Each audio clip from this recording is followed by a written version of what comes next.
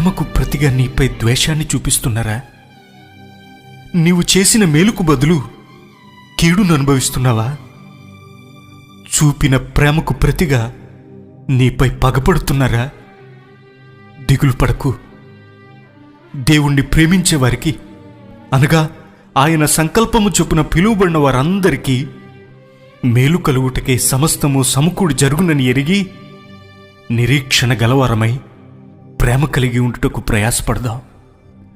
నీ ప్రేమను పొందిన వారెవరైనా తిరిగి నిన్ను ప్రేమించకపోతే, నీవు చేసిన మేలుకై కృతజ్ఞత కనపరచకపోతే బాధ కలుగుతుంది కదా.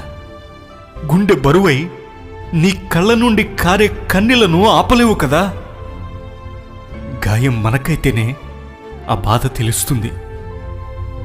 దౌర్భాగ్యులుగా దిక్కుమలిన వారమై దిగంబరత్వంతో దారిద్రతలో ఉన్నప్పుడు, ఎవ్వరి ప్రేమను నోచుకోక పాప శాప భారంతో ఒంటరులమై ఏడుస్తున్నప్పుడు, నేనున్నాను భయపడద్దని చెయ్యి పట్టి రక్షకునిగా, పోషకునిగా, విమోచకునిగా మనల్ని చేరదీసి ఆదరించి మనందరి పాపాల కొరకు తండ్రికి విధేయుడైన యేసయ్య ప్రేమను ఏనాడైనా గ్రహించామా? నీవు నేను చేసిన ప్రతి పాపాన్ని బట్టి ఆయన దేహమంతా నాగటి చాళ్ల వల్లే దున్నబడింది. ఆయన నోరు